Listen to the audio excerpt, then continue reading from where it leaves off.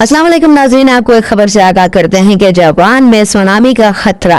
रूस में शदीद ज़लज़ले के बाद इमरजेंसी नाफिज हो चुकी है। जी हाँ नाज़रीन, हम आपको बताते चलें कि रूस के मशरकी साहिली इलाके कामचटाका में 8.8 शिद्दत का ताकतवर ज़लज़ला आया है, जिसके बाद बहरुल काहिल के कई ममालिक में सुनामी का खतरा पैदा हो गया है, जिनमें जापान, हवावे, ग्वाम, फिलिपाइन और माइक्रोनेशिया शामिल हैं। सुनामी वार्निंग सेंटर ने जापान के शुमाली व मशरकी साहिली इलाकों में फौरी वार्निंग जारी कर दी है। जापान की हुकूमत ने चिपा और फुकुशिमा समेत 21 साहिली इलाकों में हंगामी हालत नाफिज कर दी है और तकरीबन 19 लाख अफराद को महफूज मकामात पर मुंतकिल होने की हिदायत कर दी है।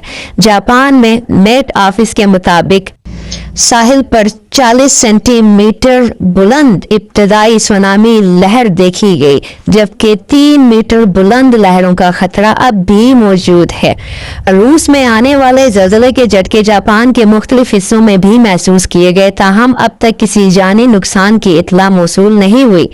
फुकुशिमा जोहरी पावर प्लांट के नज़दीक आबाद लोगों को एहतियाती तदाबीर के तौर पर इलाके से निकाल लिया गया है, जबकि प्लांट में किसी खराबी की तस्दीक नहीं हुई।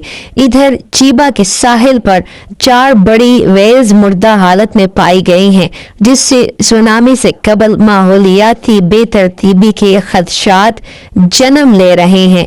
जापानी वजीर आजम ने हंगामी इजलास तलब करके रेस्क्यू इदारों को मुकम्मल अलर्ट कर दिया है, जबकि शहरियों से कहा गया है कि वो अफवाहों से बचें और सिर्फ सरकारी हदायत पर अमल करें।